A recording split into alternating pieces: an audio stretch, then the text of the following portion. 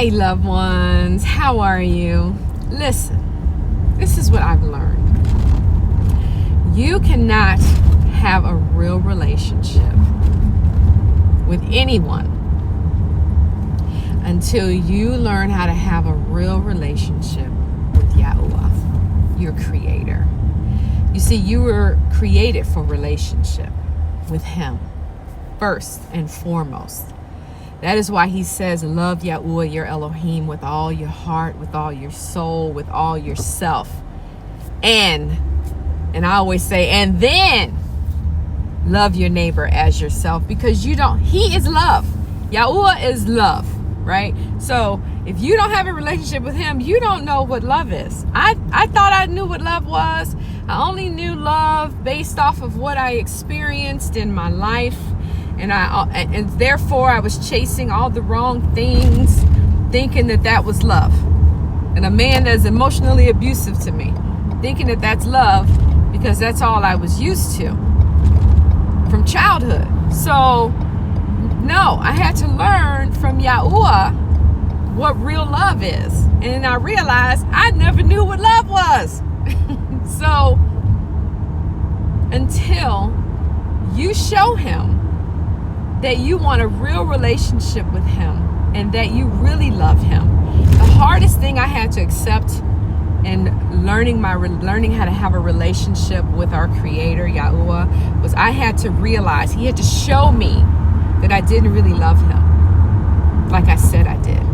Like I was when I'm on the stage at the churches singing worship, like I was singing that I loved him.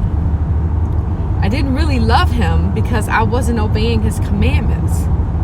And I wasn't obeying his commandments knowing and unknowingly because I didn't know. You know, Christianity teaches us is all we have to do is believe. Poof! Believe and we're going to heaven. Well, believe means obey. Believe means you have accepted, you have repented, and you're going to obey. Which means you're going to start reading the Tanakh, the Old Testament, because it's a love story from our Father, from Genesis all the way through, even the begats. Read it. You're going to read it because you love him that much. The moment I realized that the Tanakh was a love story from Yahuwah, showing us the abuse that he has gone through by our ancestors for centuries, and how he's just, his emotions are all in the Tanakh. I've gone through so many emotions reading it because I can feel his heart and his frustration and his desperation in trying to tell his children, I love you, so much so that I sent my son, my word, to be abused by you.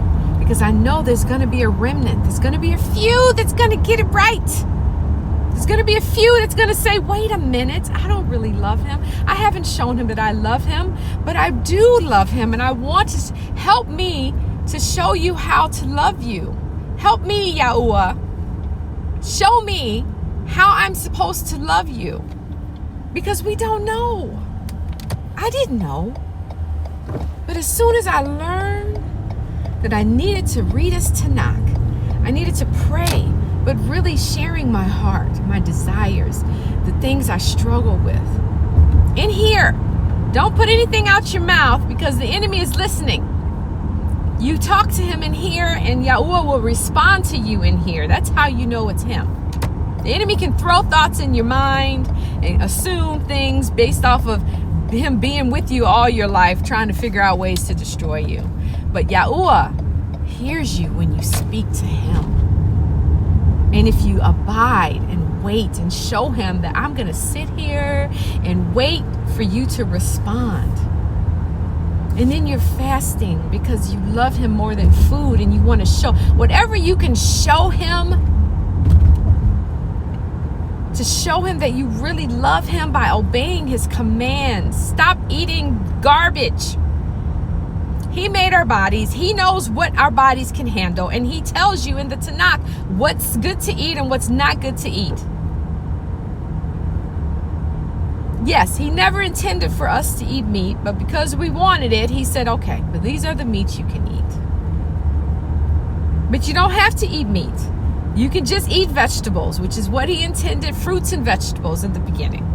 But he told us what we can't eat, which means on Judgment Day, he's not going to go, you ate that cow that you could, that's, you're going to hell for that. No, he told us, he instructed us what animals to eat and even explained why.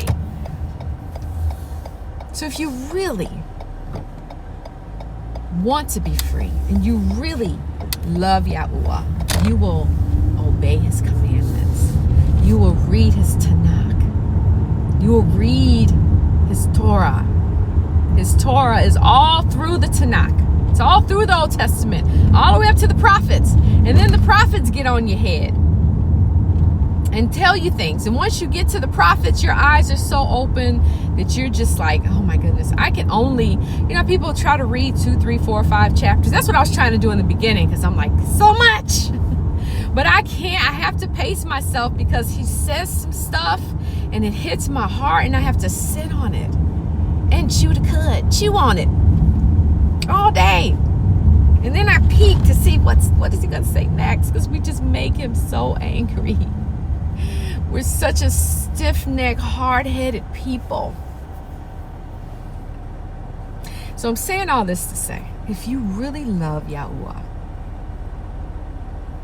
or even if you think you love Yahuwah because you don't really know what love is yet, you have to show him by being obedient. Read the Tanakh. Start at Genesis 1. Oh, but I read that 20, 30 years ago. Just start over. He deserves that. And show him that you love him by reading his love story to his children. And when you show him that you love him, he will take care of you. How do I know? I'm experiencing it myself right now. And I want to know that there are others that are doing the same. I do. Where y'all at? Where are you, obedient servants of the Most High?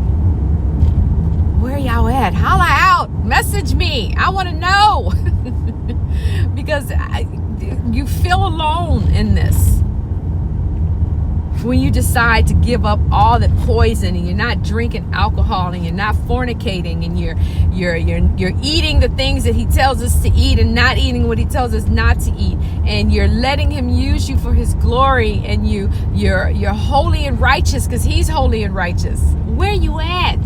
I'm looking for you. Have an amazing day, Baruch.